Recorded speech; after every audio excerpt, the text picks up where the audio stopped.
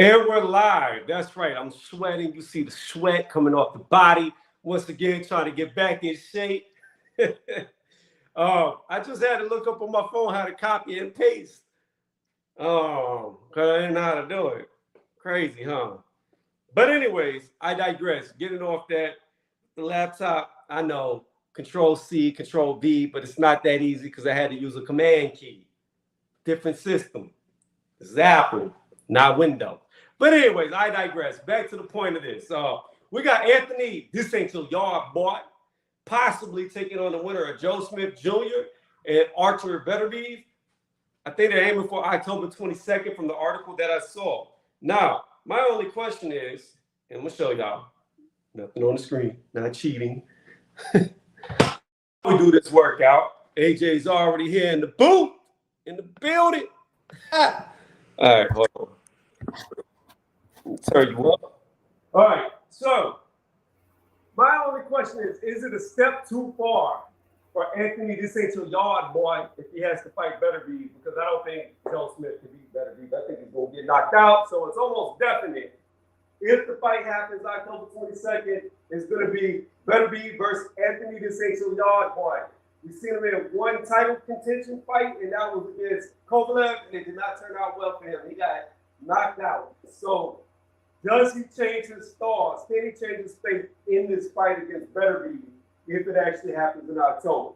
What do you think, AJ? Well,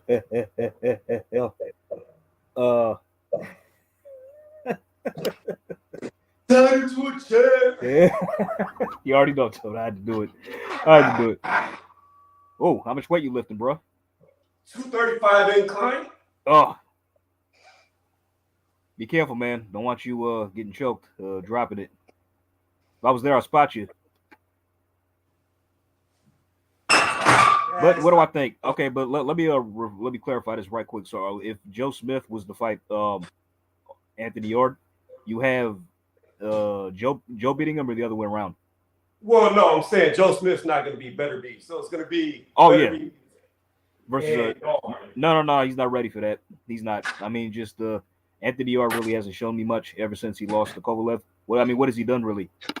I mean, he lost again, and he had 2 tune-up fights, which he won easily, and then he beat. He got who beat him in life. He came back and won. He avenged his loss. He's only got 2 losses. Well, no, I know that. But I'm saying after he lost to Kovalev, he had a tune-up fight. Then he fought Lyndon Arthur, lost that on points. Yep.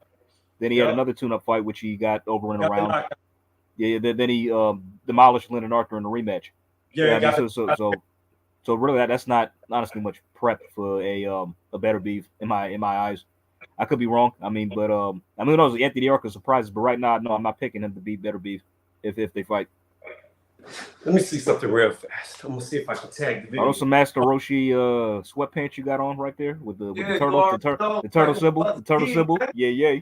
By the way, I got a custom shirt with the I got a custom tee with the Wiz Whis with the Whis symbol on it. Yeah. It's a bluish like bluish purplish one. Yeah.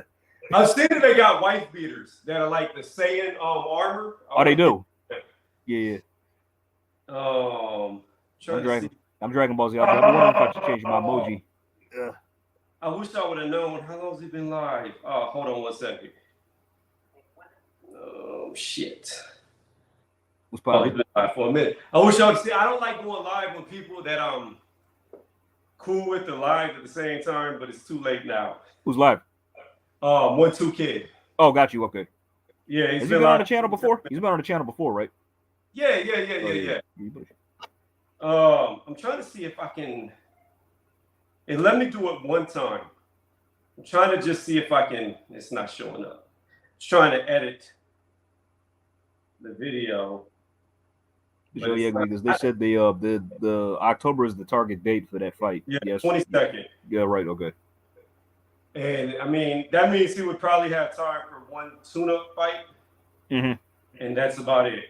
I mean, I don't know why Anthony Yarde hasn't taken one yet. I mean, he could have easily had one. I mean, he needs to. I mean, this is what I was asking, Chan. Maybe you. I don't know if you know this, but like, let's just say like, cause Eddie Hearn said he offered Yarde $1 million to fight Buatsi, and he turned it down.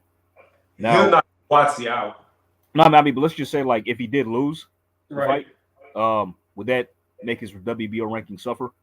Yes, he would lose his number one spot. Okay, I mean, even though like it was like a WBA sanctioned bout. It doesn't matter. It doesn't matter because Okay. what will end up happening is, Buatsi will jump up the rankings, and he'll fall down the rankings, and then Buatsi will be ranked in different sanctioning bodies. Right. So he would definitely. Is Buatsi ranked by the WBO too, or? I'm not sure if he is or where he is, but it doesn't matter. If Yarde, who's the number one, gets beat by him, Buatsi would move up, maybe to number one. Yeah, because I'm wondering if he's even there to begin with. I mean, because if he isn't, then I don't see why he would move down. You know, I mean, so because he lost. So a loss is a loss. It doesn't matter. It doesn't matter. It doesn't matter.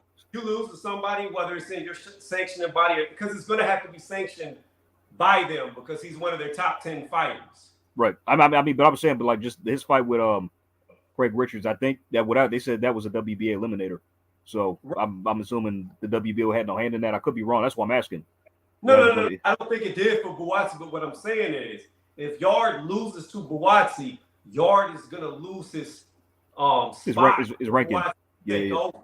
Got it. So I mean, that's how it should. That's how it should be if Buatsi was ranked by the WBO himself. That's how it should be. I would assume.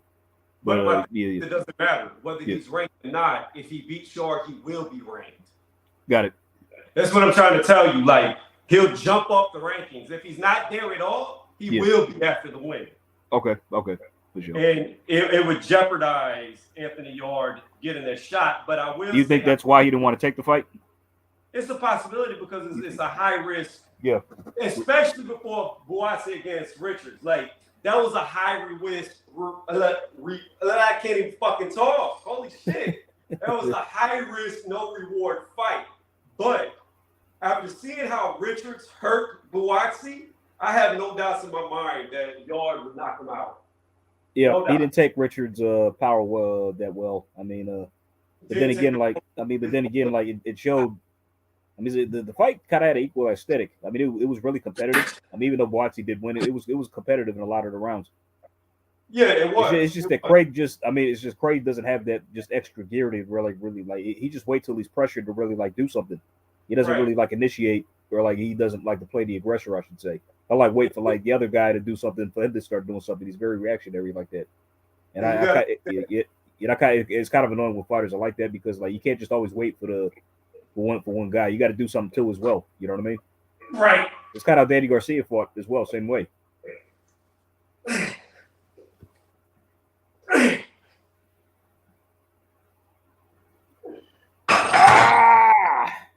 And you got to understand too that what Yarde suffers from, Buatsi suffered from getting tired down the stretch. Yeah, gassing. Gas tank. The one saving grace that Buatsi would have, he doesn't have against Yarde because he himself gets tired. So I don't see how Buatsi. And then, like I said, I saw his chin. He has no chin. Buatsi is a knockout waiting to happen. Mark my words. He's a knockout waiting to happen. Because as he fought I think he's fought a lot of punchers. He hasn't. Yeah. But he doesn't have a chin. I'm fair if he's one of. I was wondering if he's one of those guys who could who could punch but can't take one. You know. Yeah, it seems to be a lot of punchers are like that. Yeah, I don't know. It's a sucky trade off, man. It really is. I mean, because like Tommy Hearns was like that. Julian Jackson was like that. Let me see who else. A lot of people fit into those categories. Like was Julian Jackson like that? I mean, outside of McClellan. Well, all his losses were knockouts. He got stopped 6 times, and they were all knockouts. Wait though.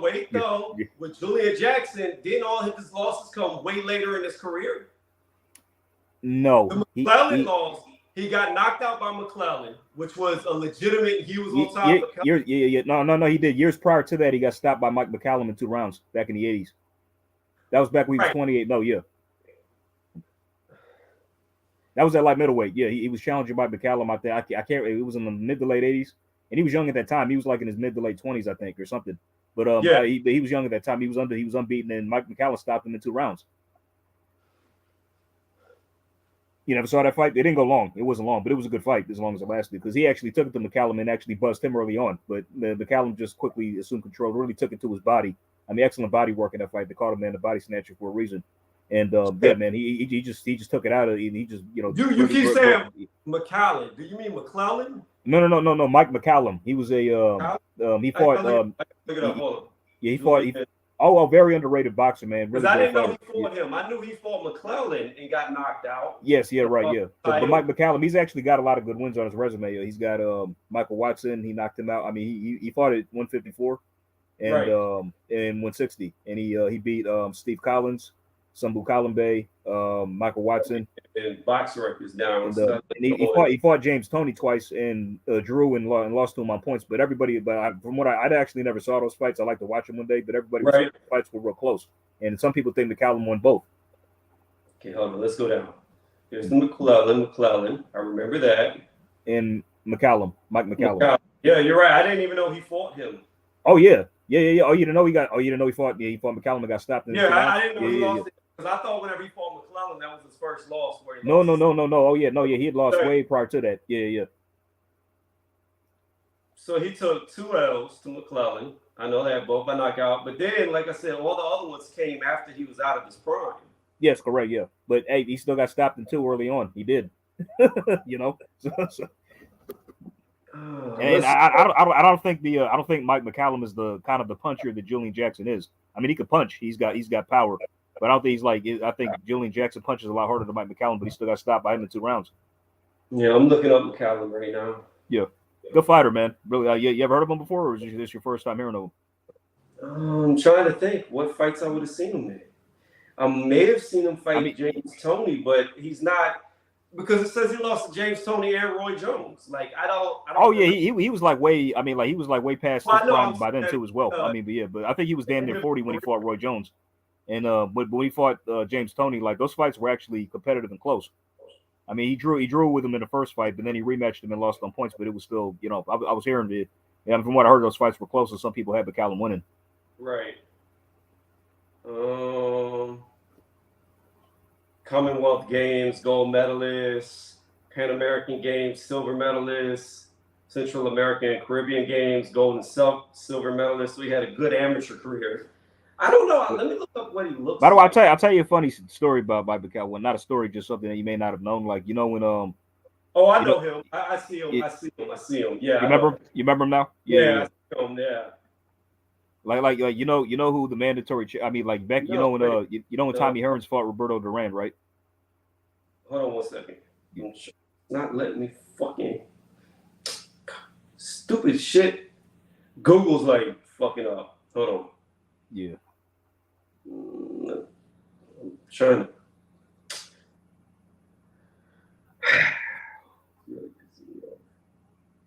Oh no! Actually, I do not recognize him. Oh, you don't? Looking at him. No, I don't recognize him at all. Right here? That's him. Yeah, no, I don't recognize him. Oh wow, okay. You never even seen his fights at all? I'm sure I've seen him fight Roy Jones because I've seen. Oh yeah, I mean, but back then, a lot of James Toney, but he fought Roy, but that was he was like damn near 40 years old. Right. And what I'm saying is, I'm sure I saw it, but it doesn't stick out, so he probably didn't do so well. Oh no, not then. By then he was way too old. He was up there in age, but never got stopped. 5 losses, never been stopped in his career before. And yeah, man, and he was a very underrated fighter, really underrated. 2 division champions. So yeah, so I don't recognize him. And I didn't even know Julius Jackson lost to him. Like I had no idea Julian Jackson lost to him. Mm-hmm. So that's bad. That's real bad. I told you. Oh yeah, that was in 86. So he had to be like 25, 26 in that fight, Julian Jackson. Right. Yeah, so yeah. Right. So I told you, Chenny. Yeah, but I mean, how many top tier fighters did Mike beat in his career? I didn't look up to see who all he beat. Okay, so he beat Sean Mannion. He was a middleweight contender. Ayub Kalui. Early on in his career, he fought Sugar Ray, and he beat Sugar Ray. Sugar Ray beat him for his light middleweight title. He beat him. Then let's see who else. David Braxton. Julian Jackson, of course. Milton McCrory. Donald Curry knocked him out in 5 rounds in 87. Yeah, that was actually that was a brutal knockout. Yeah, Donald Curry knocked him out. Lost to Sumbu Kalambe, like took his first out of him, but then rematched him and beat him. He beat Earl Graham. Steve Collins, Michael Watson knocked him out in 11. Drew and lost to James Toney. Beat Jeff Harding. And who's his best win? His best win, I'd say Julian Jackson and Donald Curry. Yeah, I'd say probably those are his 2 best wins. And Sumbu Kalambe, those 3. I have no idea why I don't know him. Like, I feel like I should. I know, man. I feel like I really should. Like, the name, like, oh, man. Maybe. I mean, but honestly, you could say, like, he was kind of, like, ducked back in the game because it was hard. I think it was hard for him to get fights because, like, I remember, I can't recall where I heard this from, but maybe it was Boxing Beats and Rhymes channel. Maybe, I mean, I can't be for sure, but he was saying, like, I mean, it's rumored, like, you know, because I think he was in the Kronk gym. He was with Manny Stewart at one point. And he was saying back then he was calling out all the 4 kings. He wanted to fight those guys, but they didn't want any parts of them. And I was hearing he was actually giving Tommy Hearns the business, like in sparring sessions too. I think they sparred once, and like he was holding his own with Tommy, man. Like I was like during the sparring session. So what you're telling me is he was the Andrade of his day. You could say that. And that's the thing about it. Like think about what I just said. Like I'm being honest. Like I don't think Andrade will be remembered 20 years from now. I don't think so. No, not unless he has a signature to find a fight. He won't be. But that's what I'm saying. Like with Mike, he's not sticking out in my mind. Like he's really not. You know, watch the James Toney fights. You should look those up. I'm sure. Yeah. I'm sure I've probably seen it. Yeah. Like that's what's so bad about it because I've seen so many of James Toney and Roy Jones fights that I'm sure I've seen them fight without a doubt. I've had to have but it's just not. It's not like I don't see a memory of it. I can't visualize it. It's not vivid in my brain. Yeah. Seeing him do anything, which is crazy.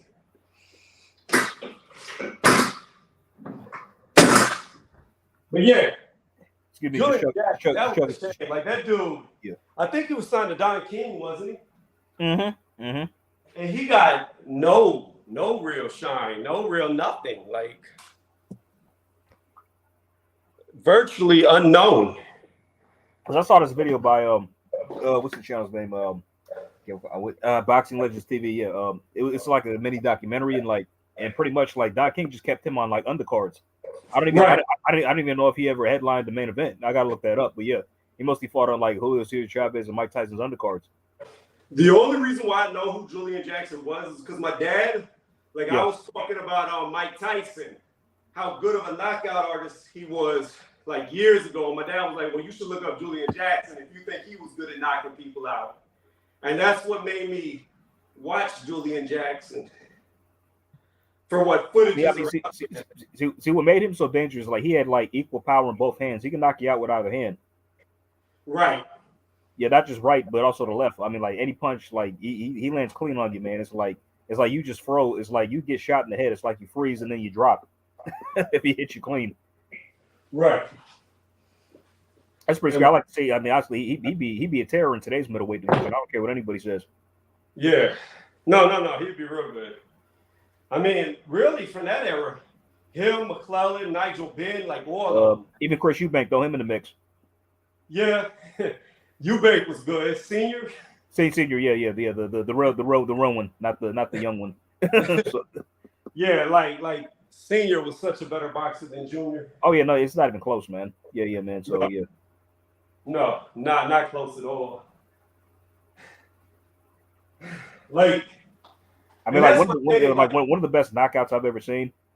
He knocked out a guy. What's his name? Dos Santos in like 20 seconds. It's like he was in there in the corner just posing, and then like casually walks up to him and lands like an overhand right, and out he went. That was it happened in like 20 seconds in like the first round, and then he's just posing for the camera. Like just standing there afterwards. But I like him though. Like even now, when he's old. Like when he talks, it's like he's way bigger on himself than what he really is. Like even though he was great, Like you let him tell it. Like this man was a giant. Like he could move mountains, drain rivers. Like, but he could fight. But the man could fight. That's why I give him. He can fight. He can fight real good. But that's what I'm saying. Like if you had guys like them today, I don't know. Like especially at middleweight. Oh yeah, they be swerved. They be avoided. They be swerved, bro. They be avoided. It'd be worse than I mean, just imagine you take even a Hagler. I mean, dude, he was swerved back then. You know what I mean? So just think how much worse it would be today. Oh shit! I'm trying to tag this video if I can. But yeah, I mean Hagler, yeah. But Hagler to me, he showed his flaws when he fought Leonard. He showed it because look. Oh yeah. I mean, Leonard's a much better boxer. Yeah. I thought Sugar Ray beat him. I thought he beat him easily. Yep. Like I don't even see what the controversy is. Like I watched Hagler swing in air entire rounds. In like the last 40 seconds, I see Sugar Ray at the end of every round. You would do a shoe shine shit and stood around. Yeah. So. But I mean, like I understand that some people don't like back-footed fighters, but you gotta land, and he wasn't landing. Yeah. When Sugar Ray was coming forward, even though it was at the end, he was still in the rounds because he was actually landing. Like I don't know if you noticed this, but he had a guy from the crowd yell 30. You remember that? No, I mean, like I don't know if you remember during the fight, he was having like one of his like entourage or cornermen yell 30, just so he knew when the flurry off and still. Oh yeah. I'm like, wait a minute, that's kind of cheating. You can't do that. Like, if I was the ref, I'd be, dude, bro, be quiet. Don't do that. You know what I mean? I don't know if that's in the rule books or not, that you can't do that. I was thinking that's what I'm saying. I'm like, is that allowed? Is that even allowed? Like I would imagine that it is. Now I'm tagging the video. Beterbiev. Although I'm not going to be on much longer. This was like I was already in the garage working out, hadn't done a video, so I figured. The short one for you. Yeah. Shit. So what I noticed about tagging videos, and I'm about to give a secret away, it seems to be that people, because I used to spell them right, like first name capitalized, last name capitalized, you know what I mean? And space it. But it seems like in tags, whenever I look at the analytics, the ones that have like first name, last name ran together in lowercase get the most clicks. Yeah. So I click whatever's enticing. I just don't want to get rickrolled. You know what I'm saying? So you say what? I'm just hoping I'm not rickrolled. That's all. Why you say that? No, rickrolled. Like you remember, like how that I don't know if you. Yeah. Oh, yeah. I mean, that's all. Yeah. I mean, the first time I was ever rickrolled, I didn't know what the fuck was going on. Like I didn't even know that was a thing. But my homeboys got me. It was like because it was supposed to be something. I don't remember what I was supposed to be clicking on, but I clicked on it. Then I see doing that stupid dance, and my homeboy, I was like, what the fuck is this? And he's like, you got rickrolled. I was like, what is that? Then he told me what it was. I was like, the joke's on you. I like that song. I listened to the whole thing. I didn't even turn it off. I like the whole thing. But like this whole rat situation with Devin and George is kind of funny. I find it funny. I mean, because like it made me think of a song that I heard a while back, "Snitch" by Obi Trice and Akon. Like, I mean, just like what sticks out to me in the video at the end, like how Obi Trice just kicked down the door and found that dude who like snitched on him, talking about you rat bastard. That's just coming to mind for me when I think of this whole snitching scenario. But like, it was funny because I was telling Chan, like, you know, early on, how he's calling Devin a rat. I'm like, well, that's what you just did to him. Like, you didn't have to say that. Well, see, like I said in the live that I did, he is kind of a snitch. He is. Like, he is, but he isn't. He is, but he isn't. Depending on how you look at it. I call it gossiping more than anything else. I mean, you know, so I mean, no. It wasn't gossiping. It wasn't gossiping. It goes past gossiping because if he's over there tweeting or texting him every little thing that's going on in the dude's life, and it's like some behind the scenes type shit that normal people wouldn't know, that's beyond gossiping. My question is, like, how did Devin know this stuff anyway? Like about I don't know. That's even if it's true. I mean, I don't even know if it's true. No, it is true. It is even though he didn't confirm or deny, like it's true. It's true. If it wasn't true, he would have denied it. Whenever Ken Bosa said, "Did you?" and Devin was hushed mouth. So it's definitely true. He was doing it. I don't like that. To me, it's like, for instance. I'll say it like if it's true, then that's not. I'm not cool with that either. I mean, that's not cool. But I'm just wondering how the hell he even knew this shit to begin with. But just like, listen to me though, AJ. If we're both selling drugs, right? Yeah. And I go to the cops and tell them that you're selling drugs because you're moving more product than me, I'm snitching on you because I got you arrested and I'm taking over. It's also snitching if, like, you go to jail for something, then you roll over on other people. There's multiple ways that you can snitch. There's a way you can do it, yeah. I mean, so it's kind of like a wide definition of like what it is. Yeah. You know what I mean? But I mean, it's all perspective how you look at it. From Cambosa's mindset, I agree with him.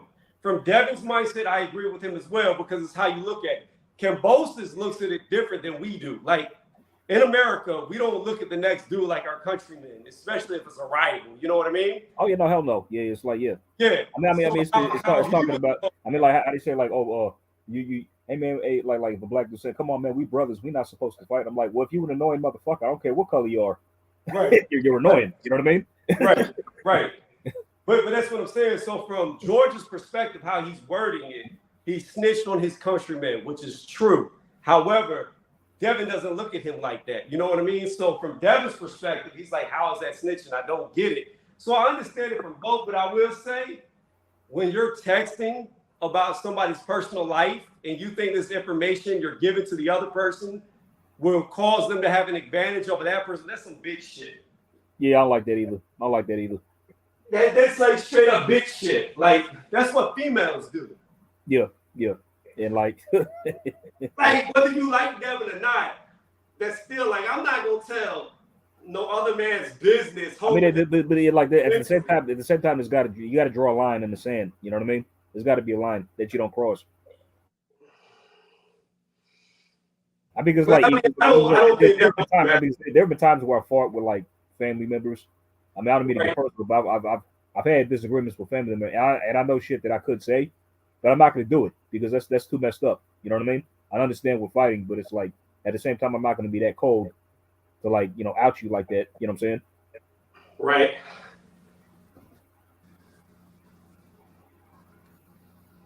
I'm gonna use that saying strength. Oh, this is light. This is only 35 doing butterflies. Shit. You lift more than me, man. That's for damn sure. Oh, just give it time. Give it time, my dude. Give it time. I know you get my ass back in the gym. I've had COVID, so that's what stopped me. Like, every time I've started to gain my weight back, I've gotten injured or I caught COVID, like you did.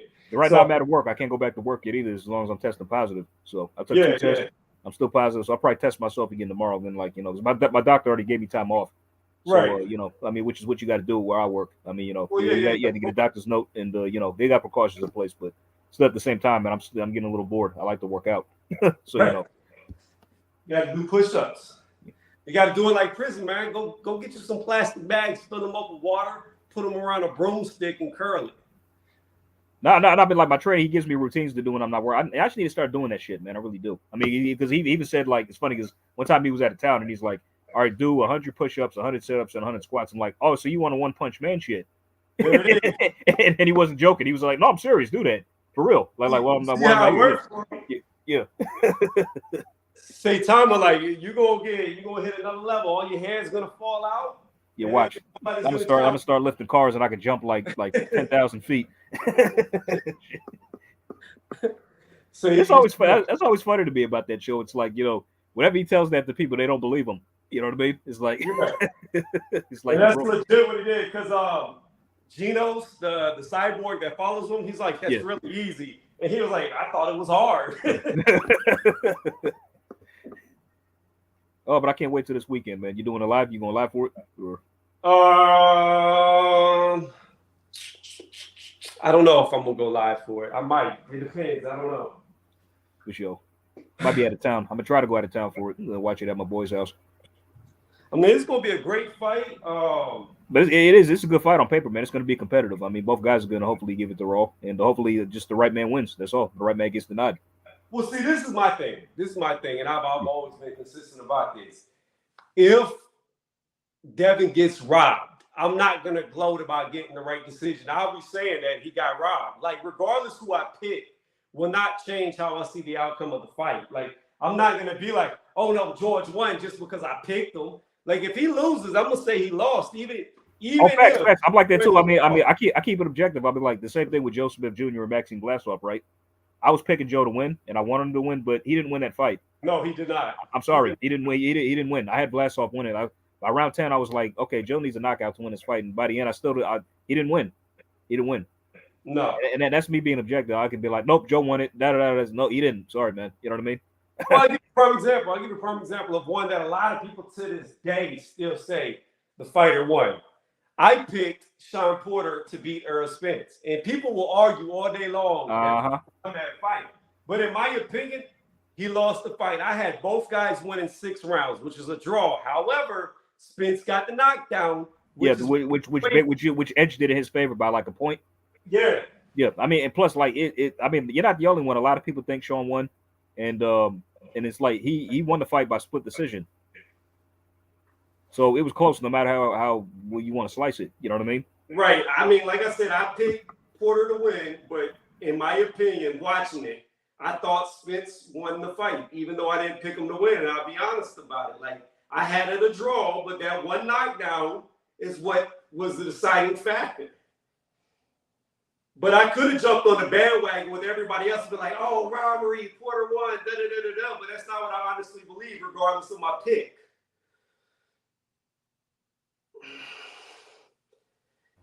Yeah, I did a rewatch Artur winning, so that's one we disagree on. You had what, Porter winning? Artur winning. Artur winning the fight. Yeah, that's what I said. Earl won it.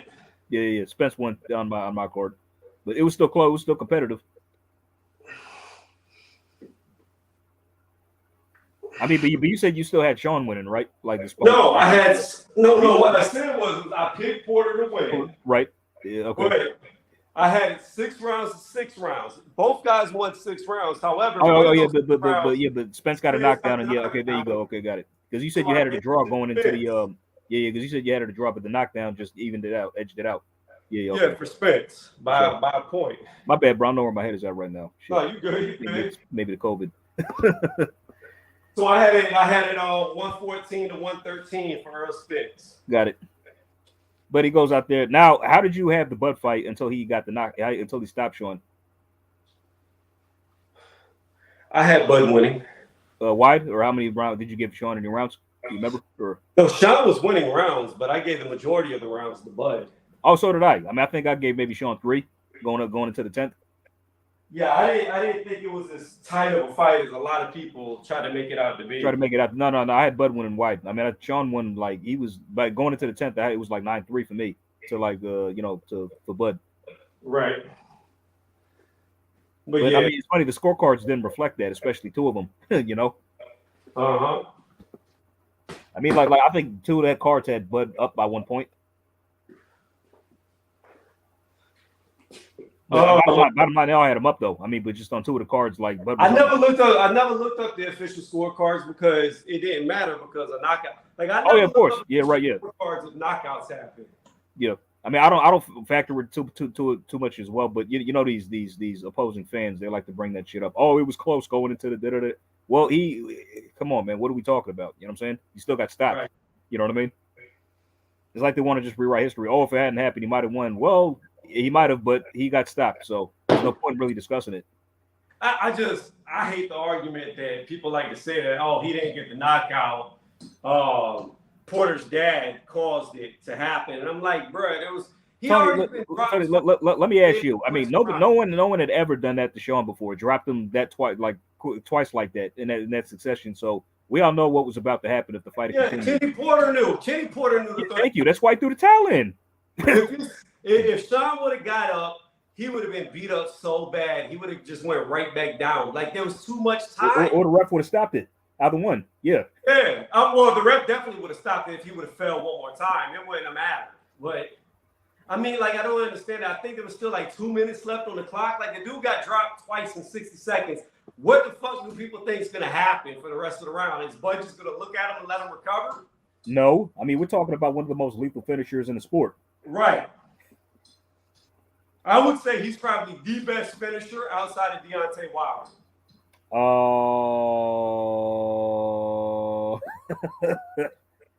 Well, I'm trying to think. Like, damn, who has he finished? I haven't actually seen a lot of his fights. My thing is this: finishing people has nothing to do with skill or ability, right? I mean, it can. That factors into it. Bud uses that. It can, but my point is this. Nobody is as aggressive as Deontay Wilder becomes when he has you hurt. There's nobody in boxing that leaps on fighters like he does and seals the deal. Like, if he hurts you, you're not coming back. Like Tyson Fury, he's the only one, but he's the only exception. Yeah. But he's the only one tall enough that can stay away. Mm-hmm. Like, everybody else that Wilder fights is shorter than him. They don't, you know what I mean? They don't have that advantage of a 2-inch difference in height and the ability to just, I'm just telling you, like I said, man, I've been very hard on Deontay Wilder only because I wanted to see him fight top 10 fighters. I wanted to see how good or how bad he actually was.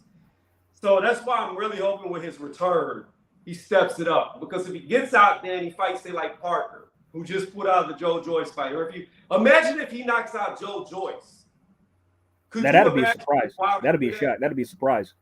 That'll get him right. Yeah. That'll be because I'm not picking him to beat Joe Joyce, by the way. No, I'm not either. But if he proved this wrong and did something like that, now we're talking. It's like, why can he do shit like this early on in his career? You know what I mean? Boy, it's not just that. Because like now at the age of, like, he's getting older. Now he's going to be 37 soon. So it's like, right. What more are we really? I mean, so now he's kind of like, going past his prime. I know he still probably has some time on the clock because he is a heavyweight. So it's not like he has to cut weight or nothing like that. Well, he started really late in life too. No, he did. He did. At like 20 years old, he started. So he's been doing this for like 17 years. But that's when he just started boxing. Yeah, when he was 20. You got to think about this too. He has no real wear and tear. The only wear and tear he has is in the Fury fight. The last 2 Fury fights, I think, maybe 3. Fights. The 3, okay, yeah. Yeah, 3. He's got the 2 Fury fights, okay. Because the first one, in the first he didn't take much punishment. It was competitive, but he didn't take much punishment.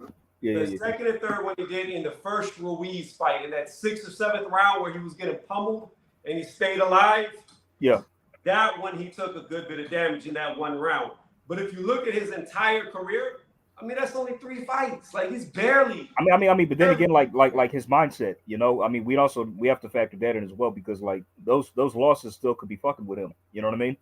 And like whenever he, but we won't know that till he gets out there and fights again. If he gets back in the winners bracket, good for him, I guess. But at the same time, those losses could be.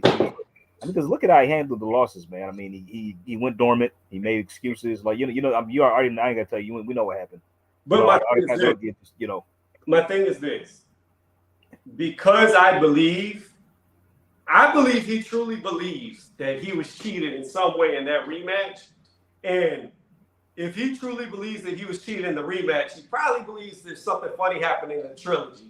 And that's why he was saying, I don't respect you. I don't respect you after the fight, right? Why did you never sue him or take him to court? That's what I'm saying. Like, I'm not on the, because I don't believe in the conspiracy. What I'm saying is, I truly believe he believes all the bullshit that was made. And because I believe that he believes in the bullshit that none of us believe with any sense, I don't think it's affected him. Because if it did, he wouldn't have tried to rush back in with the trilogy. Remember, the trilogy should have been happening, and it was Fury dragging his feet trying to get out of it. So it was supposed to happen in July, but then it got no, it was supposed to happen summer 20, but then the pandemic messed that up. Then it got pushed back like nearly a year to next. Yeah. Then Fury got COVID. Then they had to push it back another 3 months. And Fury got COVID, but yet he was taking pictures all over Las Vegas. Yeah, like I said, I don't. Like apparently, let me say he allegedly got COVID. Let me say that. So right. So so who knows, man? But bottom line, it was pushed back several times. And what happened. I got my prediction right. I picked Fury to whoop his ass and knock him out again, which he did. You know what I mean? Right. But my only point is, if he truly believes that the only reason why he got bested was because he was cheated, then I don't think that affects him negatively going into another fight. You know what I mean? Like, I think he still has that same mentality that he can beat anybody because he doesn't feel like he really lost. If that makes any sense to you. No, I get it. Yeah, no, I do. It does make sense. Makes perfect sense. I mean, but at the same time, like, what? I mean, because okay, so like, what happens when he gets in there with like a live opponent and he starts taking punishment? Will he fight back or capitulate? Even worse this time, you know? Well, the thing with Wilder is, and this is always the $1 million question, can anybody inflict damage on them before they get knocked out? That's what we don't know. We don't know. We really do not know how hard he actually hits. So that's what I'm saying. If he fought Joe Joyce and sparked him, especially in like the first or second round, then there's a real question, or a real not question, but there's a real argument that could be had that maybe this dude is one of the hardest punchers throughout the box. Yeah. There could be that argument to be made if he does it. If he knocks out a Joseph Parker, another fighter who's never been knocked out. If he knocks out Andrew Ruiz, another guy who's never been knocked out. You see what I'm saying? Like, that's why I want to see him return. But the thing is, could he do it? Could he do it at his age? Like he's getting older. That's the thing. I mean, like his age could be affected too. Don't matter. Age don't matter with power. Power and strength is the last thing to go. Yeah. And I mean, while he is fast and he does rely on a lot of fast twitch muscles, still, I think that I haven't seen him slow. He didn't look slower in the trilogy. He didn't look slower in the rematch. I think he's. I beg to differ. I think the last two fights he did, because I think it was due to the muscle he put on. I don't think he needed to do that. Because by the mid to late rounds in both those fights, he was gassed, man. He was gassed. Okay, so let me ask you this, AJ. Yo. In the very first Fury fight that he had, he said when he stepped into that ring, he only weighed 205 pounds. That's it. Okay, yeah, I could believe it because he was like a twig in that first fight. Let me ask you this: if Fury would have had the same seasoning salt put on him going into that first match and weighed 280 pounds, what would have happened at 205 pounds if Fury would have just been laying on him? If he would have fought the way he did in the rematches? No.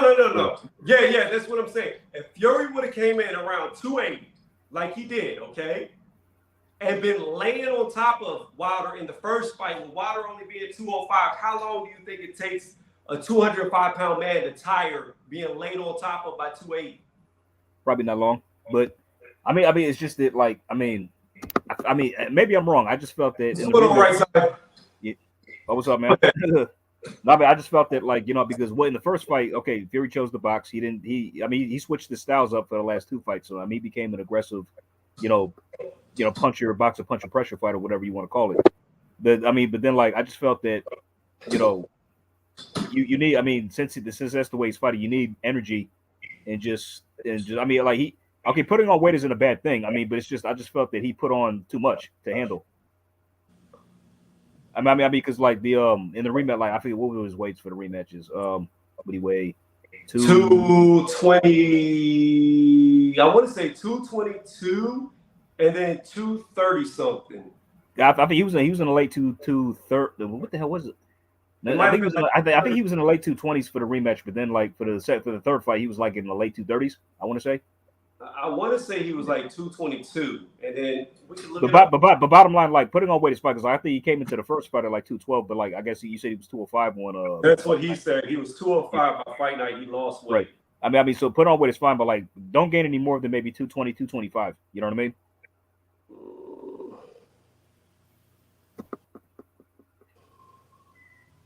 Let's see. I'm about to look at their weigh-in weights. That's the third fight. Who was he in that one? 238? In the third fight, he was. Hold on. I don't know. This is weird. It's like he's been like, in like the 210s for like most of his fights, hasn't he? So he was 231, I think. I don't know if this is the trilogy or the rematch. All right. Deontay Wilder versus Tyson Fury 2 weigh-in results. Both. So, Fury came in at 273. And then Wilder came in at 231. All right. And then in the third fight, Fury came in at 277. So about 280. Yep. And Wilder came in at 238. Okay. Yeah. I felt that was way too much. I mean, maybe just no more than 220, 225. I don't know, AJ. My thing is, I think in the back of my mind, when you're only 220 pounds, that's 60 pounds of weight. I know. But like they say like those two fights.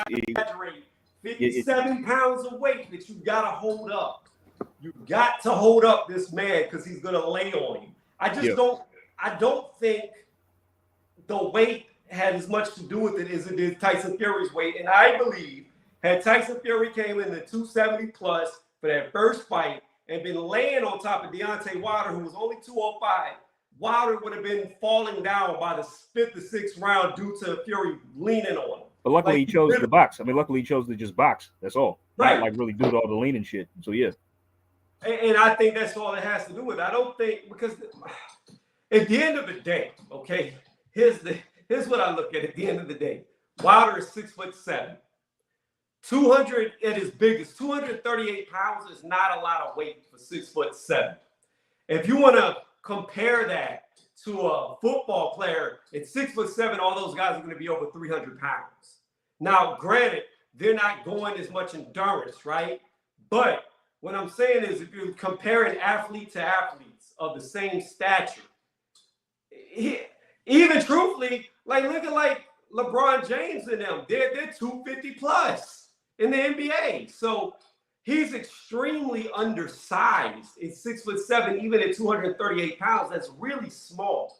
I mean, I'm only 5'11", out of shape right now. I'm still 200 pounds. Yeah. I mean, I'm only 5'11". I mean, because the dude's like, I mean, yeah, he has been skinny for a heavyweight. You could say that. And that's what I'm saying. I don't think. It's my thing is this. Okay, everybody tries to say, "Oh, weight will slow you down. It'll slow you down. It'll make you tired. It'll make you tired." That's just not true. It's not true. And if you really look at the facts, we could go to it. Let me ask you this. I'm gonna ask you a question and see who you come up with, and I'm gonna tell you who I come up with. In all the boxing that you have watched, who had the best gas tank? Don't go back to 15 rounds, from 12 rounds on. So say from the 80s to now, who had the best gas tank out of everybody you've seen box? One person comes to mind, just currently Dimitri Bivol. Well, that's 175. I'm talking about him. You mean heavyweights? Oh, sorry, my bad. Shoot. Let's see. And you said go back from the 80s and 90s? Starting like the 80s and beyond. Who had the best gas tank of all fighters? Ooh. And I'm going to tell you, you want me to tell you who I think first? Who you think? Yeah. Who comes to mind for you? Evander Holyfield. Oh, yeah, I was actually going to say him. But he came to mind, but I was going to say Larry Holmes. Larry Holmes, okay. Yeah, he's one. I mean, that comes to mind too. So Larry Holmes is good, but I mean, I could see that. Oh yeah, he fought a 15 rounders. I mean, well, still, but you know, but he said, yeah, let me see. Right. But let me ask you something. What was Evander Holyfield built like? Oh, he was you could say he was pretty much a blown up light heavyweight / cruiserweight. But what was he built like? I feel like Roy Jones right now. AJ, y'all must have forgot. That's how I feel. I'm about to pull him up. I even know he fought a light heavyweight. My dad told me that. I just thought it was a cruiserweight. No, he fought a cruiserweight and heavyweight. I said only heavyweights. Oh, light heavyweight.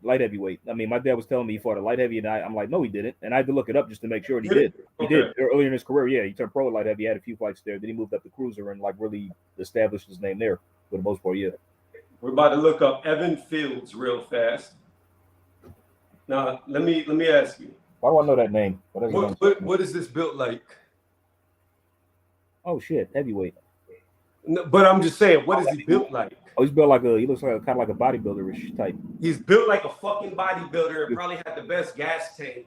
I mean, I'll give you Larry Holmes, but if not the best, he by far is probably in the top 5 best gas tanks of all time at the heavyweight division, at least in the current era. Yeah. Okay. Like the dude was built like a thing. I mean, look at all your top tier fighters. Let's go for speed. Okay. They say muscle slow you down, right? Who's probably the fastest fighter that's ever fought? Does we do heavyweights? It doesn't matter. No. It don't matter. Right now, it don't matter. Let's see. And I'm gonna tell you who I'm gonna pick, and then I'm gonna show you. One person that comes to mind is Tommy Hearns. Tommy Hearns. That's who you pick. Just one of them. So the list is pretty vast, but just one. Right. I'm gonna tell you who I think the fastest. Oh no! I know. I know you're gonna pick. Sorry, how could I forget this man, Roy Jones? There it is. you tell me what the fuck he was built like. Yeah. My thing is this. But that's the thing is, I know what you say. It's like everybody's different though when it comes down to certain things. You know what I mean? Right. Not everybody is built equal. It's like, wow, let's just say, you box, right? Who's that? You know how you boxed? Right. You may struggle with some things while, if I boxed, I could do it better than you can and vice versa. You know what I mean? I got you. But what I'm trying to tell you is, regardless of what we struggle with, right? If you look at another example of a heavyweight, Mike Tyson. Mm-hmm. I say it all the time. People talk about his power, but nobody talks his speed. About how fast his he was. His speed. You're talking about Mike Tyson was my height, if not shorter than me.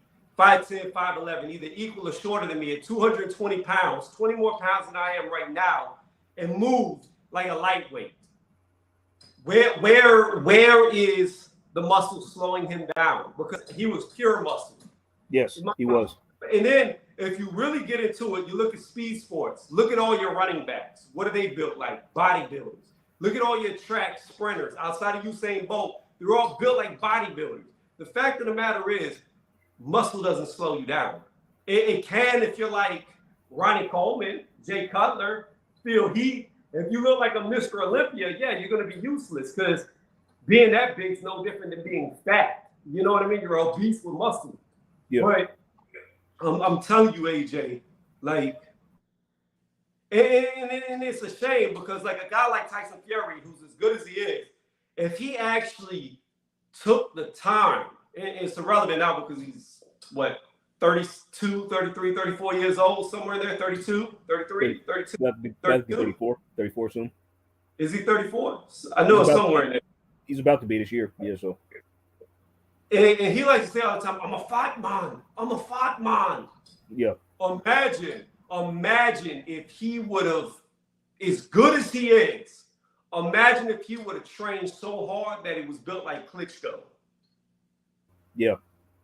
Yeah, matter of fact, what's funny is when in one of his fights, I don't recall which one it was, but when he was younger, he was a young pro, coming up. Right. His body looked decent. It didn't. He looked like one. I think one fight he actually looked in incredible shape. I can't recall which one it was, but it was one of his early fights. When he was just an upcoming pro when he was in his mid to late 20s or whatever. Or, not mid to early to mid 20s. Sorry, he just. His body looked actually decent. Not how it looks today. Not all fat. But because he can't do that with his body now, of course. But back when he was younger, it's a shame he didn't really concentrate on dedicating and getting himself into looking in shape or muscular. You know what I mean? Really muscular. And my thing is, you don't have to be muscle bound, right? You don't have to be muscle bound. Aesthetics does not win fights. Clearly, just because you look like a monster doesn't mean you're a monster. But of course, obviously, look at somebody's shape. It can give you a good indication of how much dedication. Now, granted, some people are just naturally more built than others. That's just the bottom line. You can't get around that. But you can still look at somebody and tell. Even if you look at an old man, right, who's no longer doing anything, there's old dudes that you can look at and you can tell they were athletic in their youth. They did something or they worked real hard. They still, even though they're out of shape, you can still see the frame, the structure is still there from what they did. And that's what I'm saying. You could tell with Tyson Fury, he's just one of them dudes that's so fucking gifted that he just sits on the couch until it's time to fight, and then I know what you're saying. I know what you're saying because it's you can say the same thing about James Toney. I think they say I think it was Freddie Roach or somebody was saying he had so much natural talent that it's a shame that he just wasn't disciplined or dedicated really. Right. Imagine if Fury had Mayweather's work ethic. Yeah, if he had that, or if he got in shape, who knows how good he would have been? Really, you know what I mean? We know he's good, but he could have been even better than that. That's what that's my point. We don't know how great he could have been. He's already great, but because he's so great and so much, kind of like One Punch Man, he don't train no more. He just beats everybody, but he doesn't train anymore. He trained, he got as good as he is, but nobody can challenge him. So what does One Punch Man do? I'm saying, I mean, it's funny. Maybe because I think in Fury's own mind, he feels like he's already the greatest there is, or at least one of them. So like, why do all this stuff and why do what we're suggesting? You know what I mean? Right. I'm already so great. I'm already so great. So like, why even bother to do it or train or do all all this other stuff? Me, I personally would like him to stick around and defend his belt and become undisputed if he could, But if he were to just kind of retire as he claims, I mean, it's like I don't know if we can put him in that ATG conversation. I think he'll stay around if Usyk wins the rematch. I think he'll retire if AJ wins. So you have him beating Usyk, but you don't have him beating AJ? No, I have him beating the shit out of AJ. Oh, okay, got it. But here's the problem. And here's what Fury knows. AJ offers a lot more risk than Usyk does to him because AJ is 6'6", not 6'3". AJ, if he puts a little bit of more weight back on, he can get back to where he can knock you out with one shot. Usyk can't do that. So while AJ is not as technically skilled as Tyson Fury, he's just not. There's no way Fury would ever lose to Ruiz. It's just, I don't care what anybody says. Well, let's see it happen. It could happen. The fucking outcome's already decided. You know what I mean? Like, there's no way Ruiz could compete with him.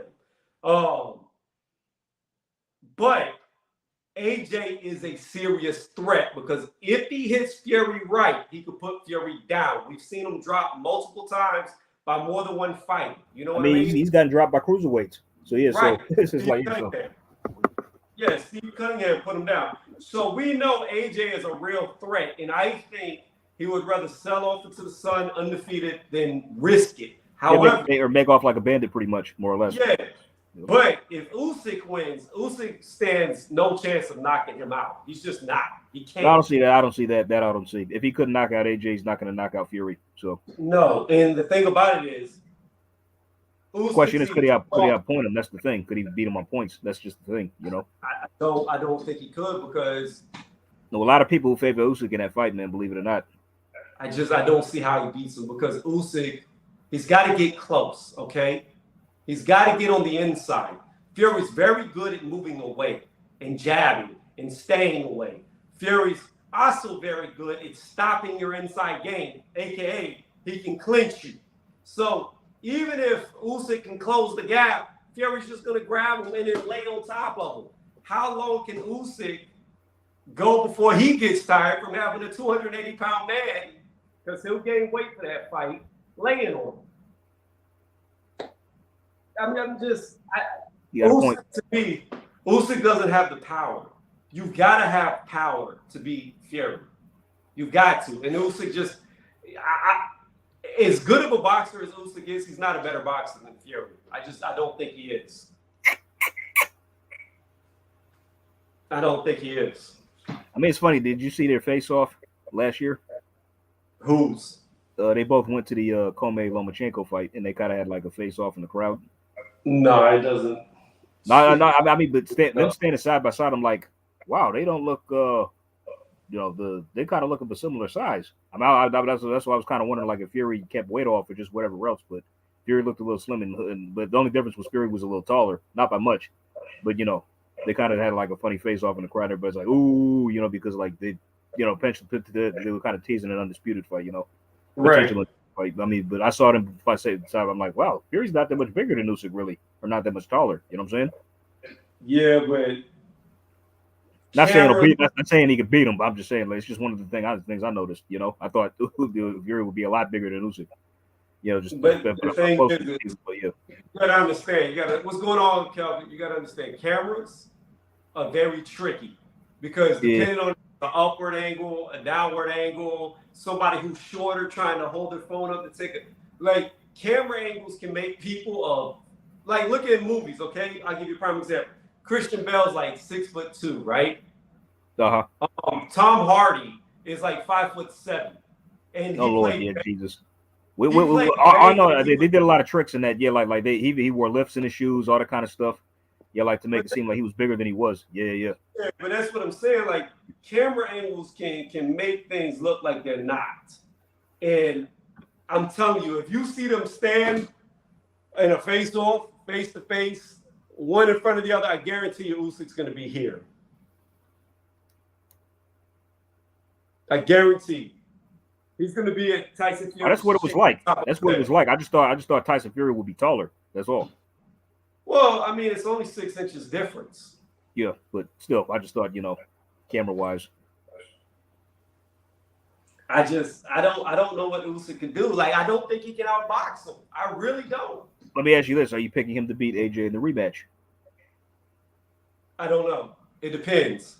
It all depends on AJ. If AJ comes in 250 like he should be, or heavier, I favor AJ heavily.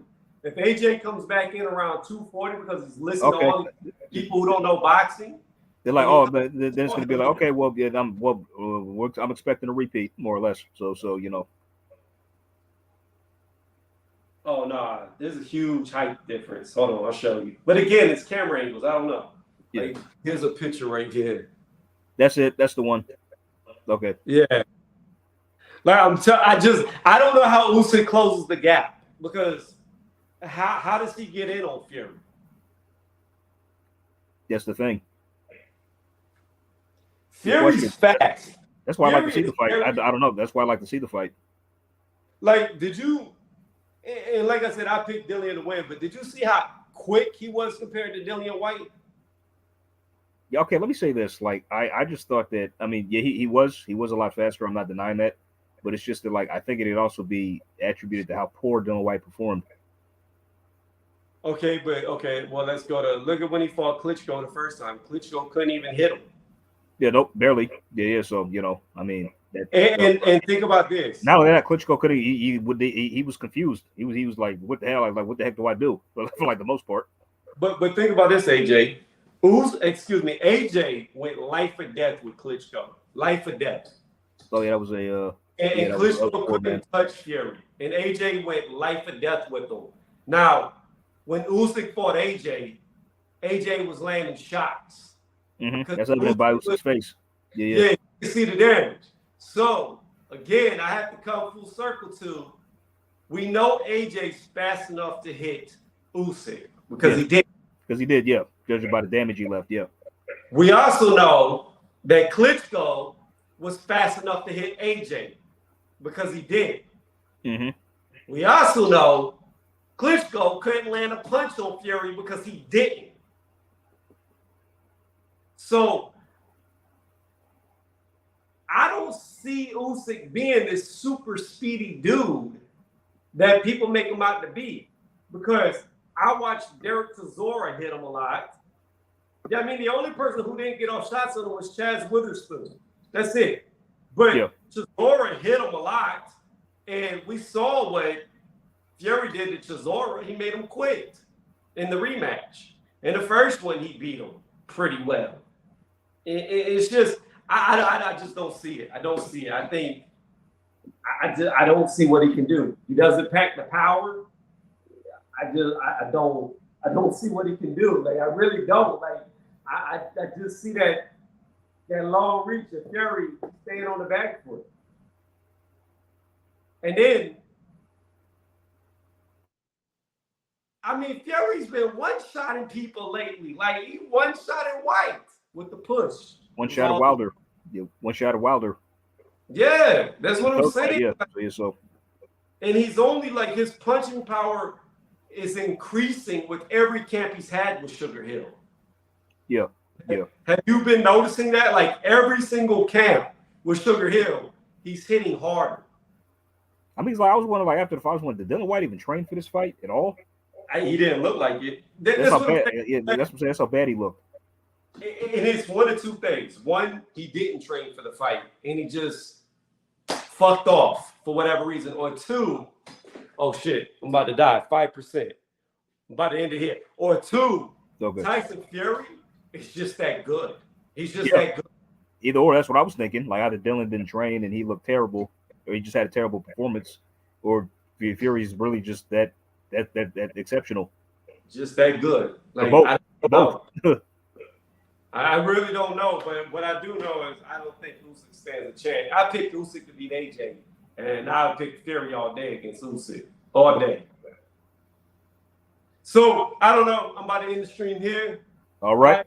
Again, my prediction is if AJ beats Usyk, Fury will probably retire. If Usyk beats AJ in the rematch, Fury will definitely run to that fight because he stands little to no risk of getting knocked out. And I don't think Usyk can outpoint him.